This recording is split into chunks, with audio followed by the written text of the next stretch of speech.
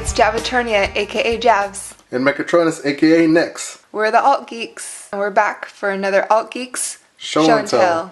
And we have Transformers Age of Extinction Studio Series number 7, Grimlock. And he's friggin' awesome. Like, this is actually my brother's copy. He let us borrow it. He came over one day and he had it in hand because my brother always carries Transformers with him. But he had this in hand and let me borrow it. So we're taking a look at him today. He's really friggin' cool. Especially compared to the previous entries offerings for the Movieverse Grimlock. Yes, most definitely. Proper size and aesthetic. Way better paint apps. Like, this is really unusual for just what you get from the box.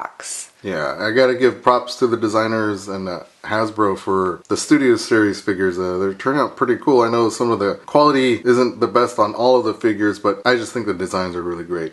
Grimlock just looks fantastic. I mean, there's definitely a few things that are interesting about it, but the overall, it makes up for anything that, you know, might not be of desired perfection. Desired perfection. Yeah. Which we don't really get anyways, because they're toys and it's plastic. You know, it's a great figure, but it's not perfect. There's a few issues that I've come across, and nothing too major, but definitely there's a few things. Like, for instance, his little tail flap thing. It's on a hinge, and it doesn't like to stay.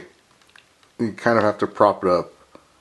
Yeah, it's just really loosey-goosey, doesn't hold up very well, so maybe it could have been a different sort of mechanism there, I don't know. Yeah, or like a ratchet or something, yeah. Yeah, and then really just not having a lot of neck articulation. He has no articulation in the head. His head doesn't turn. It turns at the shoulders. The jaw does close.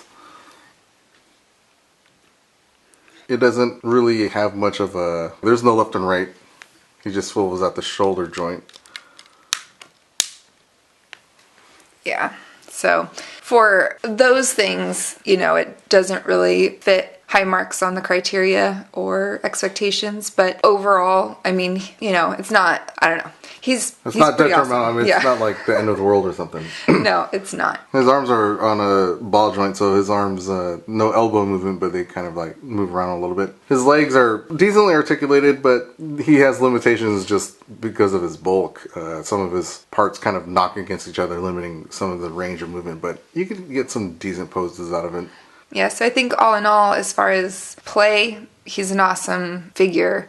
And for some photography, you can get what you need from him. Maybe just get creative with the angles that you're coming in to help enhance or whatnot, what he lacks in articulation. But overall, he's pretty spectacular, and I think he's a perfect size. Some of the other Grimlocks have not really had proper sizing. I think there was one other leader class, wasn't there, or just Voyager? There was a leader Grimlock, but we didn't get that one. Now for some scale comparison, that's a Studio Series Stinger with Grimlock in his alt mode. And there's Age of Extinction Bumblebee. Give you some idea of how he scales. That looks pretty cool, actually. They look I think they actually scale really nice. It might be slightly out of proportion, but it actually looks really freaking awesome for photography. They're not all the same size, basically. Yeah. I think it's perfect, especially if these vehicle modes were in even robot mode. It would work really well against his Dino mode. Okay, and here's the Last Night Optimus. Give you an idea how he looks. Not quite to the scale at all to the Age of Extinction. Still pretty good. It works. Optimus would still have a handful fighting this guy. Yeah. Alright, taking a look at Grimlock in his robot mode. And dang, he looks so sweet. Yeah, he looks pretty awesome. I think he looks awesome. Yeah. Toy looks way closer to the movie representation in Age of Extinction than the previous offerings. Definitely. I mean, this is a really good example of what kind of paint apps should have been applied to previous Grimlocks for Age of Extinction. But I'm really happy that he kind of gets the opportunity to stand out as a magnificent work. Yeah, I really think the molded in details attributes to a lot of the aesthetics. I mean, in a major way as far as how it reflects the light. So even without paint apps, I really feel like this figure stands out. But then add kind of a metallic paint to it. It really brings out some of its features. Yes, very impressive. I like Grimlock's head sculpt. It kind of reminds me of the Guyver. You ever see that? Guyver? This sounds really familiar, and I think I have a visual of it. I'll have to show you that. But yeah, he's got a Guyver vibe going on. But you know, even with the paint apps and all the molded in detail, I wouldn't mind taking some dry brush to some of the gear or the cogs and the workings details, because I really think they could stand out a lot more. And I've seen a few customizers do it, and it looks really good. Yeah, I mean, we always look for opportunities at times to see what we could do to improve, because obviously on a mass market it would be really hard for Hasbro and other manufacturers to do that. So with our third-party figures, because there's a limited run, sometimes we can find those kind of details added. But we're going to definitely go in and add just, a hint of paint app to make him look a little bit more awesome. And considering his bulk and size and all his little kibbly detail stuff, yeah. He actually is decently articulated. His arms kind of rotate all the way around and kind of go out more or less a 45-degree angle. Mm-hmm. He's got nice elbow bend or bicep bend.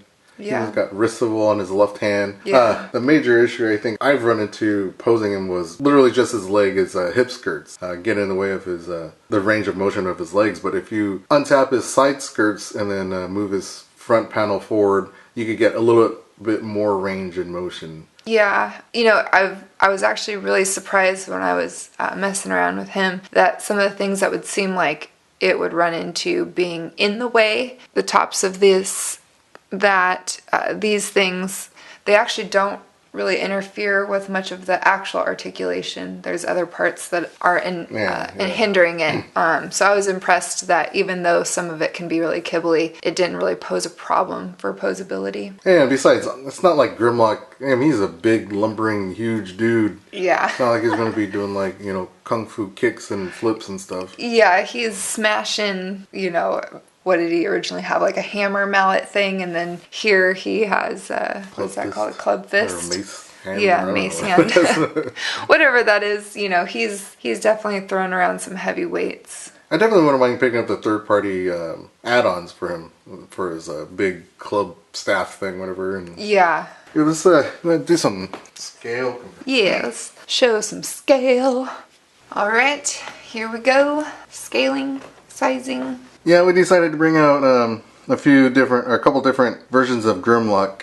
We have the Age of Extinction Voyager Grimlock, who was our main stand-in for the Bayverse, or Movieverse version of Grimlock for a while. And then we have the Studio Series Optimus Prime. He's pretty awesome, by the way. And then we have the Hasbro Grimlock with Fans Toys feet add-ons to give him that boost in height. I think without them, they're actually about the same height. I think Studio Series Grimlock might actually be a little bit bigger than Masterpiece, but don't quote me on that. I feel like he might be, because those are some pretty big platforms, but not by too much. And again, we got the camera set up to where it kind of gives you a pretty decent representation with the scale. So like Optimus' head literally is about to Masterpiece Grimlock's hip. Mm-hmm. His red hip right there. Yeah. Yeah, so I think he scales well with Optimus. And I like that he's bigger than the Voyager that we've had. Yeah, I don't know if they'll ever get the scale right like they did in the movie, because Grimlock was huge. He was like a combiner size, mm-hmm. In the movie.